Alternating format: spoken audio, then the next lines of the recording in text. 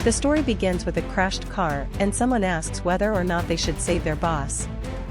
He's performing CPR, but he's unsure if he actually wants her to come back to life. This is because she made him work under the 996 schedule. Basically, you work from 9 a.m. to 9 p.m., 6 days a week. And that's why. Watching her die, he wonders if what happened to her is just karma accumulating. He starts to lift her, but wonders if at least helping her now might earn him some good virtues. He moves toward her sweet lips, when suddenly a golden light descends from the heavens and enters the woman. The protagonist complains that if she dies, he won't know who to demand his labor rights from. At the same time, he says he never imagined her lips would be so soft and sweet. At that moment, she opens her eyes. The protagonist is blushing as she asks if he's looking to die. A system message appears, stating that he's successfully startled the Empress and has earned the ability of divine appearance and a golden shield with 31 uses. The protagonist doesn't know where this system voice is coming from as a leg approaches him. It looked like he was going to get kicked, but instead he's being tortured in a cruel manner. He resolves it with jiu-jitsu and starts running from this dangerous boss. She then says he'll have to face divine punishment, but the protagonist is confused and asks what's going on. He tries to explain to her that she just fainted because she hit her head and asks what she thinks she's doing. Lin finds it strange that she can't use her true energy, being crushed in a cruel way. Our boy says she better go to the hospital, especially since the ambulance won't arrive quickly.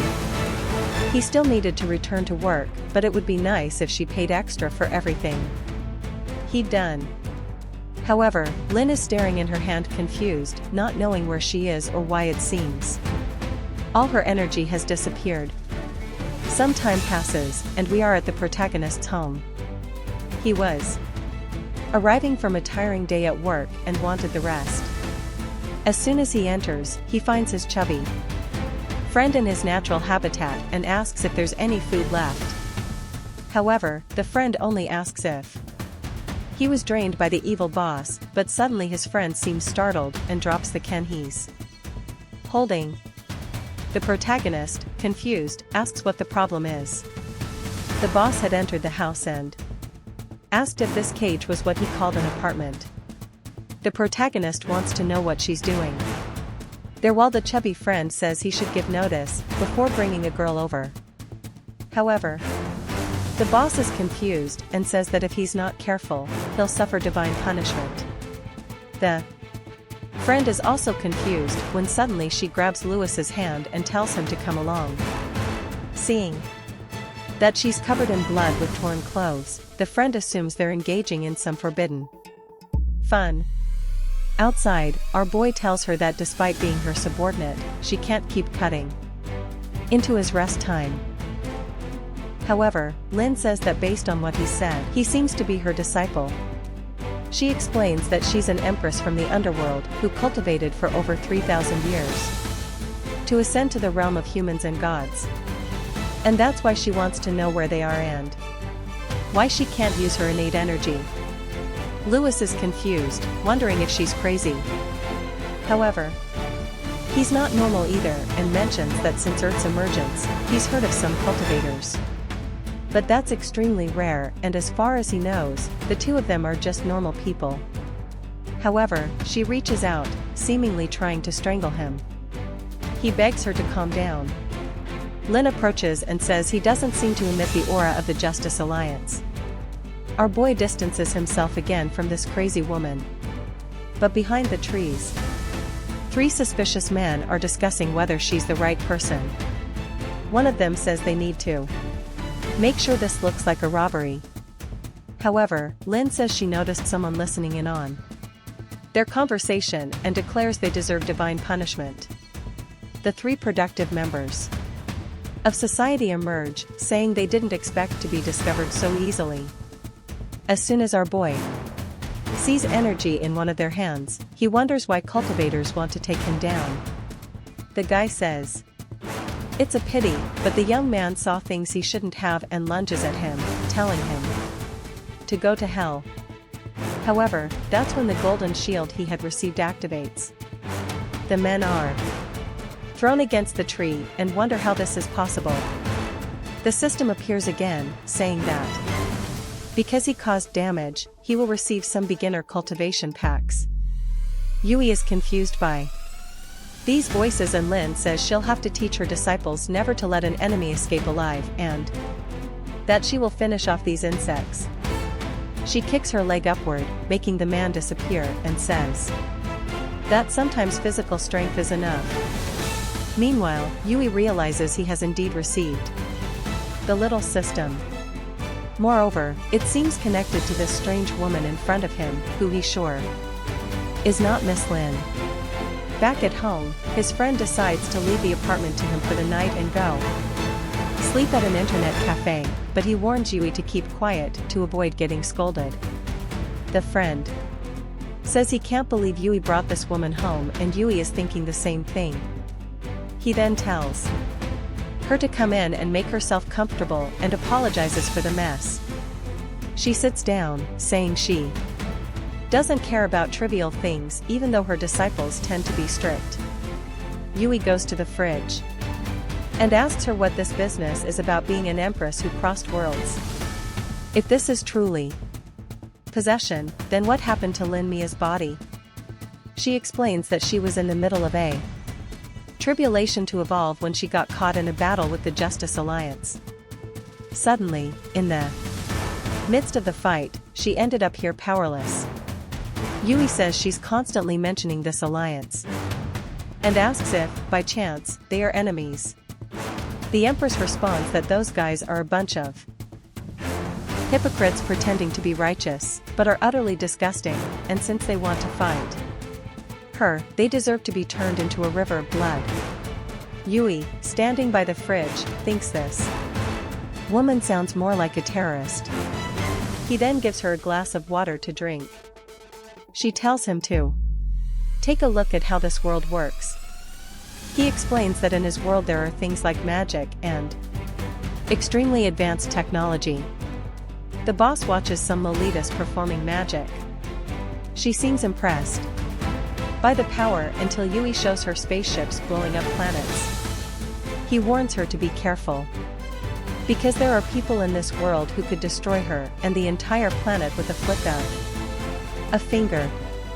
Staring at the images, she asks if that's really possible. He confirms it, saying she needs to understand that personal cultivation won't stand a chance against these forces. That's why she should never harm anyone, or the consequences could be very serious. She suddenly stands up and says the energy in his world seems very scarce. She places her hand on his forehead and says that the boy's aptitude is one of the best she's ever encountered. Yui suspects it must be something related to that system. Lin explains that if he were in her world in 300 years, he would reach an extremely high realm. Suddenly, his phone rings. He answers it while thinking all he ever wanted in life was to be an ordinary worker and make a little money. It turns out to be one of his colleagues saying that if the bugs aren't fixed by tonight, he doesn't even need to show up at the office tomorrow. Frustrated, Yui says he's not an artificial intelligence that doesn't need rest. Even Lin comments that working so late is no different from slavery. She mentions that in her world, once a bridge repairman did something similar, so she cut him into pieces. Yui is confused because she mentioned it so naturally. She then says that for something as simple as that, she was called a murderer, which doesn't make any sense to her. Turning around the smile, she says it doesn't matter, because those guys can't defeat her. Yui thinks to himself that she doesn't seem like such a bad person. He says she's at least a dystopian warrior, someone who fights for what's right. He then asks if her phone is still working, because it's essential for daily life. She reaches into her pocket and questions if it's really that important since she doesn't feel anything magical about it. She hands him the device, asking if that's what he needs. The protagonist says that this expensive phone is really good because after the car accident, it's still intact. He then grabs her wrist, saying that now he'll show her how to use it. He takes her fingerprint, touches the screen, and explains that this is how you unlock a phone. However, Lin turns red, calling him a pervert who needs to be punished. In the next scene, a delivery arrives for him. The boss asks why the air smells so spicy. He invites her to eat some meat with him, and she watches curiously. She puts a piece in her mouth, gets startled, and says it's much less dangerous than she imagined. She comments that the meat feels like a dragon's breath. She asks if people really eat something like this, and he asks it. They don't have anything similar in her world. She explains that they do use spices there, but nothing as spicy as this. He smiles and says it's amazing how different civilizations can be. He picks up what seems to be a Coke and says that even though it looks like poison, it'll help with the flavor, and it's quite tasty. He takes a sip to show it's not poison, and she drinks after him. However, she seems not to like it, leaning back and saying it gave her a strange sensation in her mouth and a tingling in her stomach. He warns her to be careful because if she drinks it all at once, she'll burp. Apparently, she burped. She says it has a bitter and sweet taste at the same time, which is very good. She imagines her disciples warning her about poison, but she replies that they shouldn't be afraid because this poison will only temper her body. By temper, she doesn't mean to grow stronger, and the disciples are all happy. He asks if it's really that good. She explains she was just reminiscing about some good stories from the sect. As he's about to put the food away, she grabs his arm, saying he doesn't need to worry because she'll develop tolerance. Yui warns her to be careful because toxins can accumulate. Excited, she says that an empress can't be afraid of something so simple. She takes another bite. When in the next scene, she's claiming it's not that spicy after all. A while later, in her peculiar way, she asks what his favorite drink is. Meanwhile, he's telling her to stop being stubborn. His phone rings again, and he answers it. Obviously, it's another scolding from his boss, asking why he hasn't fixed the bugs yet. The boss warns that if it's not done by tomorrow morning, he might as well never return. But Yui is confident since this guy answers to Miss Lin. He looks over and sees her. Even though the soul isn't the same, the body is. The scene shifts to the next day. Yui explains how everything works in the world. She responds that she already understands the elevator is a kind of staircase that moves on its own. The protagonist praises her and reminds her that everyone will call her boss Lin. She assures him she understands and tells him not to worry. However, as the elevator doors open, a blonde guy walks in, complaining that Xiaokiki is so cruel. He approaches her and says he heard about the accident but is glad to see she's doing so well. He offers her the special breakfast he made just for her. At that moment, she turns to Yui and asks who this person is. He explains it's a guy named Yu, shown him her former suitor. He's the son of the building's owner, and everyone thinks he's an idiot. The blonde guy turns to Yui and tells him that next time, he better leave her alone in the elevator, since someone as smelly as him shouldn't be near her. But he's completely ignored as Yui suggests they hurry to the office. A chubby guy comes running, saying it's good that the boss has finally arrived. He advises her to fire Yui, because yesterday, he didn't finish the work and only badmouthed her. Yui leans into Lin's ear and tells her it was this guy who kept calling him in the middle of the night. Lin turns to the man and says that, as far as she knows, the one ruining her reputation is him. The man, embarrassed, says he would never do such a thing, and insists Yui must have lied to her. She then says that she spent the whole night with Yui, so she knows very well who's lying. The blonde guy is utterly confused by this situation. The protagonist realizes she just poured gasoline on the fire, but the system detects that he shocked some nearby people and grants him a few martial arts skills. The scene shifts to the president's office. Yui tells her not to worry, because getting through this login won't be difficult for him.